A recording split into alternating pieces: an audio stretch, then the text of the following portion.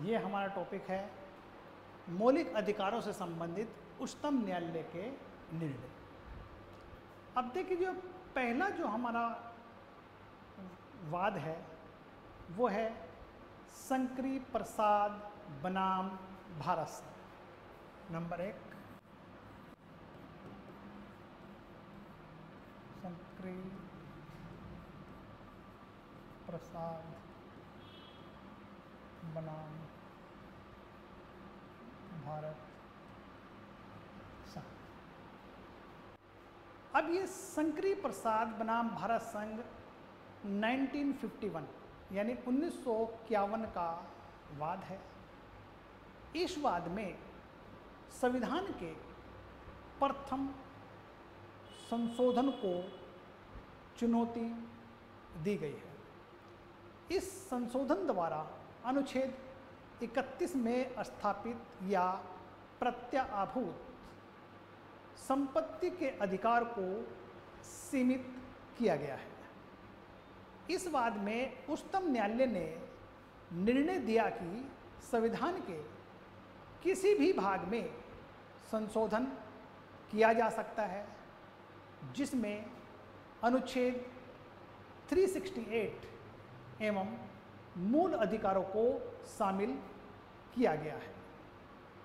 न्यायालय ने संसद के द्वारा मौलिक अधिकारों में संशोधन के अधिकार को स्वीकृति प्रदान की है। यानी कहने का मतलब ये है कि मतलब जो है शंकरी प्रसाद में क्या गया है कि संविधान में संशोधन किया जा सकता है। दूसरा केस आता है हमारा सज्जन कुमार बनाम राजस्थान।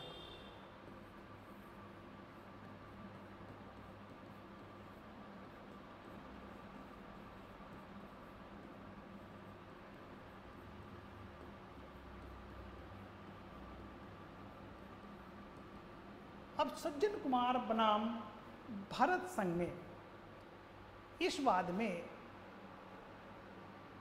संविधान के 17वें संशोधन को चुनौती दी गई है। न्यायालय ने इस वाद में शंकरी प्रसाद बनाम भारत संघ के वाद के निर्णय का अनुमोदन किया है, अर्थात संविधान के किसी भी भाग में संशोधन किया जा सकता है। इसका अनुमोदन सज्जन कुमार बनाम राजस्थान में किया गया है।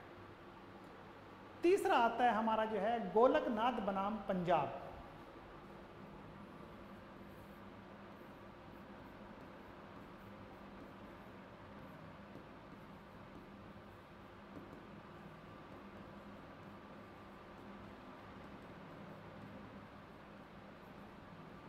यह वाद 1967 का है।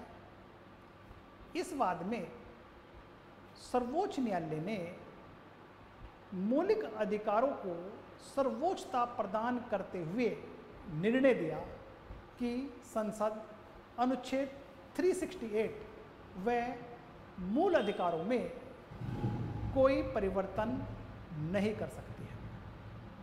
मतलब देखिए, ये जो है हमारा जो सज्जन कुमार की बात करते हैं या फिर हम बात करते हैं शंकरी प्रसाद की जो है, उसमें तो कहा गया कि मतलब जो है संविधान जो है मतलब जो है संसद संविधान में संशोधन कर सकती है, पर गोलकनाथ में क्या रखा गया है कि इसमें संशोधन नहीं कर सकते हैं। चौथा आता है हमारा जो है केशवानंद भारती बनाम केरल राज्य।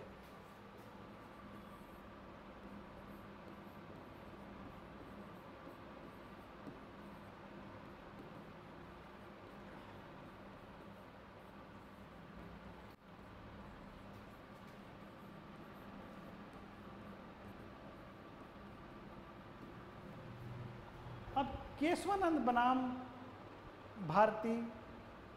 भारती बनाम केरल राज्य 1972 का 3 का वाद है। इसमें 24वें संविधान संशोधन को चुनौती दी गई है। 24वें संविधान संशोधन द्वारा अनुच्छेद 13 और अनुच्छेद 368 में संशोधन करके यह निर्धारित किया गया है कि अनुच्छेद 368 में दी गई प्रक्रिया द्वारा मूल अधिकारों में संशोधन किया जा सकता है। इसमें उच्चतम न्यायालय ने यह निर्णय दिया कि संसद संविधान के किसी भी भाग में संशोधन कर सकती है, लेकिन संविधान के आधारभूत ढांचे या लक्षण में कोई छेड़छाड़ नहीं कर सकते। कहने मतलब संविधान का जो आधारभूत ढांचा वो सेम होना चाहिए, उसमें किसी तरह का कोई परिवर्तन नहीं होना चाहिए। और इसमें ही मतलब संसद ने संविधान के मूल ढांचे की अवधारणा को भी स्पष्ट किया है। अब इससे क्या हुआ, जो गोलकनाथ का निर्णय जो है, जो गोलकनाथ बनाम पंजाब राज्य में निर्णय दिया गया था, वो निरस्त हो जाता है। क्यों? उसमें तो कहा गया है कि भाई संसद जो है मूल अधिकार या संविधान में परिवर्तन नहीं कर सकती है, परंतु इसके जो है केशवानंद भारती बनाने में उसमें क्या है कि भाई संसद मतलब जो है संविधान में परिवर्तन कर सकती है। अब नेक्स्ट जो बनता है हमारा फोर्थ, वो बनता है मिनर्वा मिल्स बनाम भारत संघ।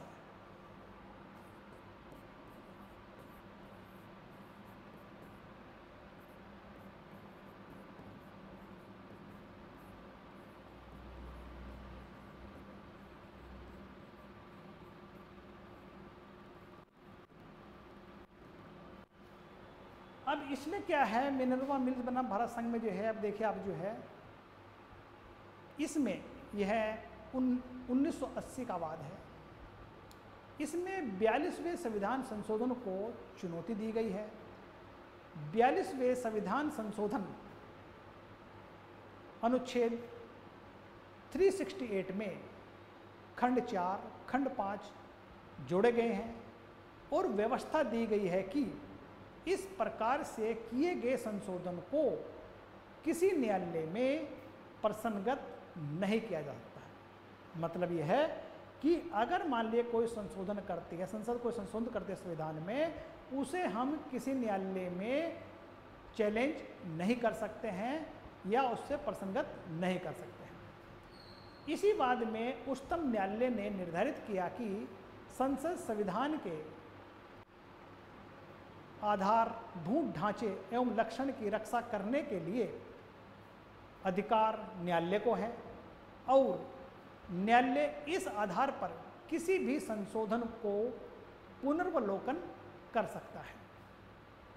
इस निर्णय में 42वें संविधान संशोधन द्वारा दी गई व्यवस्था को समाप्त कर दिया गया है और इस वाद में अनुच्छेद 14 में निहित विधि के शासन को संविधान के आधारभूत ढांचे को घोषित किया है।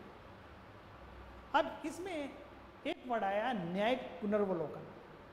न्यायिक पुनर्वलोकन होता क्या है? न्यायिक पुनर्वलोकन न्यायालय की वह शक्ति है जिसके अंतर्गत वे विधानमंडल द्वारा पारित अधिनियम की संवैधानिकता की जांच करते हैं। न्यायालय ऐसी किसी विधि को लागू करने से इनकार कर सकता है जो संविधान के उपबंधों के असंगत है। यह कार्य उच्च न्यायालय एवं उच्चतम न्यायालय के साधारण अधिकारिता के अंतर्गत आता है। आज के लिए इतना ही काफ़ी है।